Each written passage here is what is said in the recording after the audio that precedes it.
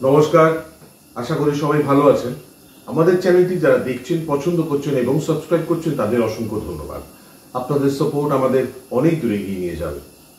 আজকে আমরা একজন বিশেষ ব্যক্তিত্বকে নিয়ে কথা বলব, যিনি নির্বাক ছবির সঙ্গে জড়িত ছিলেন, যিনি শুধু অভিনেতা নন, যিনি লেখক এবং থিয়েটার আর্টিস্টও ছিলেন। আপনারা জানলে অবাক হবেন যে ভদ্রলোক এত ট্যালেন্টেড ছিলেন। তিনি প্রথমে হিরো, তারপর ক্যারেক্টার আর্টিস্ট এবং অ্যাট দ্য সেম টাইম ভিলেনের কাজ করেছেন। দিনে দিনে তার প্রতিভা বেড়ে চলেছে। এমন একজন মানুষ যার লেখা প্রায় 5টি বই রয়েছে। আমরা কথা বলছি ধীরাজ ভট্টাচার্যকে নিয়ে। 1905 সালের 5ই নভেম্বর অধুনা বাংলাদেশের যশোর জেলার পাঞ্জিয়া গ্রামের এক জমিদার পরিবারে জন্মগ্রহণ করেন ধীরাজ ভট্টাচার্য। বাবা ছিলেন ললিত মোহন ভট্টাচার্য।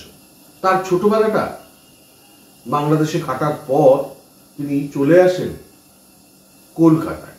এখানে মিত্র ইনস্টিটিউশনে ভর্তি হন এবং ম্যাট্রিকুলেশন পাশ করেন মিত্র ইনস্টিটিউশন থেকেই 1923 সালে। এরপর তিনি ভর্তি হন আশুতোষ কলেজে, কিন্তু তিনি পড়াশোনাটা শেষ করতে পারেননি। তার অভিনয়ের প্রতি ভালোবাসাই কাল হয়েছিল।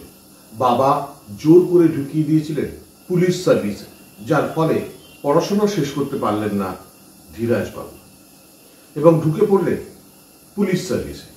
তার চলচ্চিত্র জীবন শুরু হয় মাদান থিয়েটার্সের হাত ধরে। তার প্রথম ছবি সতীলক্ষ্মী রিলিজ হয় 1925 সালে। তবে তিনি নজর কাড়েন চারু রায়ের বাঙালি ছবিতে। মানুষ বোঝেন একজন প্রতিভাবান চরিত্র তারা পেয়েছে। এরপর তিনি মধু বসুর সঙ্গে কাজ করেন গিরিবালা ছবিতে এবং প্রেমেন্দ্র মিত্রর একাধিক ডিটেকটিভ থ্রিলার ফিল্মে তিনি কাজ করেছেন।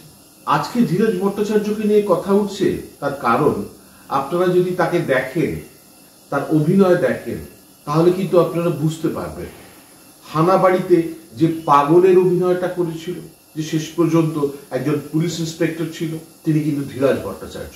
ওরা থাকে ওধারে সুচিত্রা দেবীর মামা হিসেবে কাজ করেছিলেন যিনি, এবং ভানু বন্দ্যোপাধ্যায়ের জামাইবাবু হিসেবে কাজ করেছিলেন তিনি কিন্তু ধীরাজ ভট্টাচার্য।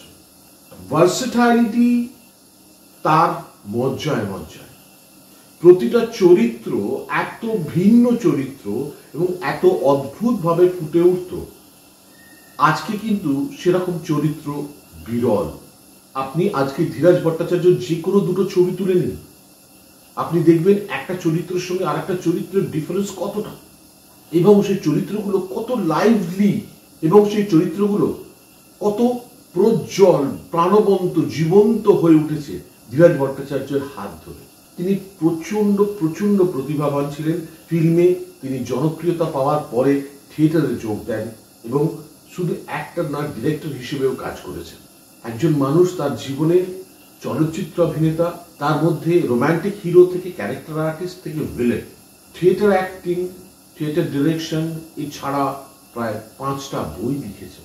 এতটা প্রতিভাবান মানুষ বলেই তো তিনি প্রতিটা চরিত্রে, এত ভিন্ন চরিত্রে ভিন্ন রং, ভিন্ন স্পর্শ গন্ধ এনে দিতে পেরেছিলেন। তাই জন্যে আজকে প্রয়োজন আর একবার স্মরণ করা ধীরাজ ভট্টাচার্যকে। এত ট্যালেন্টেড, এত প্রতিভাবান চরিত্র বা অভিনেতা আমাদের বাংলা তথা ভারতবর্ষে হাতে গোনা কয়েকজন মাত্র। তিনি প্রায় 100 ছবিতে কাজ করেছেন। 1960 সালে তিনি শেষ ছবি করেন গরিবের মেয়ে। তার লেখা আত্মজীবনীমূলক বইগুলি হল যখন পুলিশ ছিলাম, দ্বিতীয় যখন নায়ক ছিলাম, তৃতীয় মহুয়া মিলন, চতুর্থ সাজানো বাগান এবং পঞ্চম মন নিয়ে খেলা। শেষ ছবি গরিবের মেয়ে রিলিজ করে 1960 সালে, কিন্তু তার আগেই 1959 সালে আমরা তাকে হারাই। শেষ ছবি তার আর দেখা হয়নি। এরকম একজন প্রতিভাবান মানুষ, লেখক, থিয়েটার আর্টিস্ট, চরিত্রাভিনেতা, hero, at the same time villain, আমরা হয়তো আর পাবো না। তাই তাকে আর একবার স্মরণ করি এবং আমাদের এই ছোট্ট এপিসোডের মাধ্যমে আমরা তাকে শ্রদ্ধা জানাই। আবার আসবো আগামী পর্বে, দেখা হবে আপনাদের সাথে। ভালো থাকবেন। নমস্কার।